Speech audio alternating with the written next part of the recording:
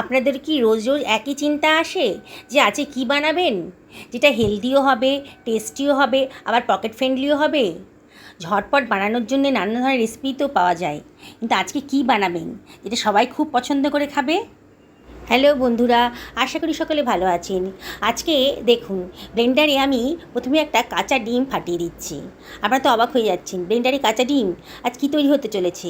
আপনারা শেষ পর্যন্ত ভিডিওটা দেখুন, অসাধারণ টেস্টি একটা রেসিপি আজকে তৈরি হয়ে যাচ্ছে। আমি দুখানা সেদ্ধ আলু নিয়ে নিয়েছি, আলুগুলোকে টুকরো টুকরো করে নিয়ে আমি ব্লেন্ডারের ভেতর দিয়ে দিলাম। এবার কাঁচা ডিমের সাথে আলুটাকে আমি ব্লেন্ড করে নেব। দেখুন কত সুন্দর একটা স্মুথ পেস্ট তৈরি হয়ে গেছে, একেবারে মাখনের মতো দেখতে লাগছে না? এটাকে এবার সরিয়ে রাখবো। আমি দুখানা মাঝারি সাইজের পেঁয়াজ নিয়ে নিয়েছি, পেঁয়াজের খোসাটাকে কেটে বাদ দিয়ে দিয়েছি। এবার পেঁয়াজটাকে আমি কুচি কুচি করে কেটে নিচ্ছি। খুব বেশি বড়ও করব না, খুব বেশি ছোটও হবে না, এই মাঝারি টাইপের কুচি কুচি করে পেঁয়াজটাকে আমি কেটে নিচ্ছি। আমি যে পরিমাণ রেসিপি বানাবো তাতে আমার দুখানা পেঁয়াজেরই প্রয়োজন হবে। আপনারা পেঁয়াজের পরিমাণটা কম বেশি করে নেবেন, কীরকম কতটা বানাবেন সেই অনুযায়ী পেঁয়াজটা নিয়ে নেবেন। আমি ইঞ্চিখানেক আদা নিয়ে নিয়েছি, আদাটাকেও আমি কুচি কুচি করে কেটে নিচ্ছি। আদার টুকরোগুলো মুখে পড়লে পরে কিন্তু খুব সুন্দর একটা টেস্ট আসে, এই জন্য আদাটাকে কুচি কুচি করে কেটে নিলাম। আমি কতগুলো রসুনের কোয়া নিয়ে নিয়েছি, রসুনের কোয়াগুলো একটু ছোটো সাইজেরই ছিল, তাও আমি কুচি কুচি করে কেটে নিচ্ছি। রসুনটা কিন্তু স্বাস্থ্যের পক্ষে খুবই ভালো, আপনারা চেষ্টা করবেন রসুনটা দেওয়ার জন্যে, যদি আপনাদের রসুনটা পছন্দ হয়। অনেকের আবার রসুনের গন্ধ পছন্দ হয় না, তখন রসুনটাকে আপনারা অ্যাভয়েড করবেন। এবার আমি কাঁচা পাকা লঙ্কা নিয়ে নিলাম। যদি বাচ্চাদের জন্য বানান তাহলে লঙ্কার পরিমাণটা কমিয়ে দেবেন কিংবা অ্যাভয়েড করবেন। আমরা কিন্তু লঙ্কাটা একটু পছন্দ করি বলে, মানে ঝালটা পছন্দ করি বলে আমি 4খানা লঙ্কা নিয়ে নিয়েছি। আমি লঙ্কা, আদা, রসুন সব কিন্তু আগে থেকে ধুয়ে পরিষ্কার করে নিয়েছি। সবজি কাটার আগেই আপনারা সবজিগুলোকে ভালো করে ধুয়ে নেবেন। নানা রকম রাসায়নিক দিয়ে তো সবজিগুলো তৈরি করা হয়, তাই ভালো করে ধুয়ে পরিষ্কার করেই এগুলো কাটবেন। এবার খানিকটা ধনেপাতা নিয়ে নিয়েছি, ধনেপাতাটাকেও আমি কুচি কুচি করে কেটে নিচ্ছি। ধনেপাতা আটিটাও কিন্তু ফেলে দেবেন না, আঁটিটাও কিন্তু অনেক উপকারী, তাই ধনেপাতার আঁটিগুলোও ভালো করে, মানে বোঁটাগুলো আর কি, সেগুলোকেও ভালো করে কুচি কুচি করে কেটে নেবেন। সমস্ত কাটা হয়ে গেছে, এবার এগুলোকে আমি সরিয়ে রাখছি। আমি এখানে 1.5 বাটি আটা নিয়ে নিয়েছি, আর হাফ টি চামচ মতো লবণ দিয়ে দিলাম। আমি আজকে আটা দিয়ে বানাবো, আপনার ইচ্ছে করলে আটা ময়দা মিশিয়েও দিতে পারেন, আবার শুধু আটা বা শুধু ময়দাতেও করতে পারেন। 1/4 টি চামচ মতো হলুদের গুঁড়ো নিয়ে নিলাম জাস্ট কালারের জন্যে, আর দিয়ে দিচ্ছি 1/4 টি চামচ মতো গোটা জিরে, আর 1/4 টি চামচ মতো জোয়ান হাতে ডলে দিয়ে দিলাম।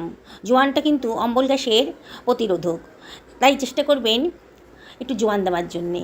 আর এর মধ্যে দিয়ে দিচ্ছি 2 টেবিল চামচ মতো সাদা তেল। এবারে ময়ামটাকে ভালো করে আটার সাথে মিশিয়ে নেব, খুব ভালো করে মিশিয়ে নেবেন যাতে লবণটা ভালো করে আটার সাথে মিশে যায়, নাহলে এক সাইডে লবণ নোনতা নোনতা লাগবে আর এক সাইডে পাঞ্চি পাঞ্চি লাগবে। তাই চেষ্টা করবেন ময়ামটাকে ভালো করে আটার সাথে মিশিয়ে নিতে, একেবারেই সোজা বানানোটা। এবার এর ভেতরে দিয়ে দিচ্ছি কেটে রাখা পেঁয়াজ কুচিটা, এবার আদা কুচিটাও দিয়ে দিলাম, আর এর ভেতরে দিয়ে দিচ্ছি লঙ্কা কুচিটা। লঙ্কার দানাগুলো যদি ফেলে দেন তাহলে কিন্তু লঙ্কা আর ঝাল হবে না, তাই লঙ্কার দানাগুলো ফেলে দিয়েই লঙ্কার কুচিগুলো নিয়ে নেবেন। এবার রসুনের কুচিগুলোও দিয়ে দিলাম, আর দিয়ে দিচ্ছি ধনেপাতা কুচিগুলো। ধনেপাতাটা ফ্রিজে ছিল তো একটু হলদে হলদে হয়ে গেছে। এবার সব কিছু ভালো করে মিশিয়ে নিচ্ছি, খুব ভালো করে মিশিয়ে নিতে হবে। আগেই বলেছি, যত ভালো করে মেশাবেন আপনার রেসিপিটা কিন্তু ততই ভালো হবে, তাই একটু ধৈর্য সহকারে খুব ভালো করে আগেই মিশিয়ে নেবেন, আগে জল দেবেন না। এবারে সব কিছু ভালো করে মিশিয়ে নিতে হবে। এবারে আমি দিয়ে দিচ্ছি আলু আর ডিমের পেস্টটা।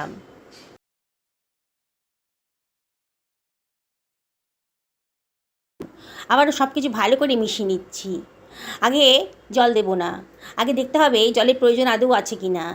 যদি প্রয়োজন হয় তাহলে অল্প অল্প করে জল দেব। আগে পেস্তার সাথে আটাটাকে ভালো করে মিশিয়ে নিচ্ছি।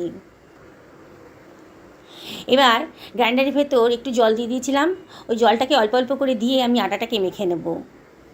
খুব সুন্দর করে আটাটা মেখে নিয়েছি। দেখুন, এই আটাটা মানে আটার ডোটা আর কি খুব বেশি নরমও হবে না আর খুব বেশি শক্তও হবে না, আমরা নর্মাল যেগুলো রুটি খাই সেরকমই হবে। এবার আটাটা মাখা হয়ে গেছে। আমি এবার একটু 1 টেবিল চামচ মতো তেল আমি আটাটার গায়ে মাখিয়ে দিলাম। ডোটার গায়ে মাখিয়ে দিয়েছি, দিয়ে আরেকটু মেখে নিচ্ছি। এবার এটা ঢাকা দিয়ে রাখবো 5 থেকে 10 মিনিটের জন্যে। মিনিট 10 হয়ে গেছে। এবার ঢাকাটা তুলে নিয়েছি। দেখেই মনে হচ্ছে আমার আটার ডোটা একেবারে স্মুথ হয়ে গেছে আর একটু ফুলেও উঠেছে। আবারও হাত দিয়ে একটুখানি মেখে নেব। দেখুন কত সুন্দর দেখতে লাগছে, একেবারে স্মুথ ডো তৈরি হয়ে গেছে। এইবারে আমি এখান থেকে লেচি কেটে নিচ্ছি। হাত দিয়ে লেচি কেটে নেব। আমরা নর্মাল যে রুটি খাই তার থেকে একটু বড় সাইজের লেচি আমি কাটছি। এই ধরনের পরোটাতে লেচিগুলো একটু বড়ই হয়, তাহলে কিন্তু খেতে ভালো লাগবে। একটু বড় বড় সাইজের লেচি কাটা হয়ে গেছে। লেচিগুলো আগে থেকে কেটে রাখলে পরে আমার পরোটাগুলো বানাতে খুব সুবিধা হবে। এবার একটা লেচি নিয়ে আটার মধ্যে কোট করে দিয়ে এটাকে গোল পাকিয়ে আমি বেলে নেব। বন্ধুরা দেখছেন তো রেসিপিটা কতটাই সোজা আর খেতে কিন্তু সত্যি দুর্ধর্ষ। আপনাদের ইচ্ছা করছে না যেন একটা রেসিপি আজকে বানিয়ে ফেলবেন? রোজ রোজ একঘেয়ে রুটি তরকারি খেতে তো ভালো লাগে না, তাই একদিন এরম করে বানিয়ে নিন। এর সঙ্গে কোনো তরকারি প্রয়োজন হবে না, তবে এর সঙ্গে যদি একটু রায়তা কিংবা ধনেপাতার চাটনি কিংবা বাদামের চাটনি থাকে তাহলে কিন্তু অসাধারণ। আমি গোল করে বেলে নিয়েছি, শেপটাকে একটু ঠিক করে দিচ্ছি। কথায় বলে না, দেখারও একটা ব্যাপার আছে। সুন্দর দেখতে হলে পরে কিন্তু খেতেও ভালো লাগবে, মানে খেতে রুচি আসবে। একটা তাওয়া গরম করে নিয়েছি, তাওয়াটা বেশ গরম হয়ে গেছে। এইবার আমি একটা পরোটা এর ভেতর দিয়ে দেব। পরোটাটা ওপর থেকে যখন একটু শুকিয়ে শুকিয়ে আসবে তাহলে বোঝা যাবে যে নিচটাও হয়ে এসছে, তখনই এটাকে উল্টে দিতে হবে। ওপরটা বেশ শুকনো শুকনো হয়ে গেছে। এইবার আমি এটাকে উল্টে দেব। শুকনো খোলায় মানে তেল ছাড়াই এটাকে যদি ভালো করে ভেজে নেন তাহলে কিন্তু অল্প তেলেই এটা ভাজা হয়ে যাবে, খুব বেশি তেলের প্রয়োজন হবে না ভাজতে গেলে। আর আপনারা যদি মনে করেন এটা অয়েল ফ্রি খাবেন তাহলে এটাকে ডাইরেক্ট ওভেনের উপর দিয়েও মানে গ্যাস ওভেনের উপর দিয়েও এটাকে সেঁকে নিতে পারেন, তাহলেও কিন্তু খেতে খুব সুন্দর লাগবে। তবে আজকে আমি এটাকে সামান্য একটু তেল দিয়েই পরোটা করে ভেজে নেব। দেখুন আমি 1/2 টেবিল চামচেরও কম তেল ওপর থেকে ছড়িয়ে দিলাম।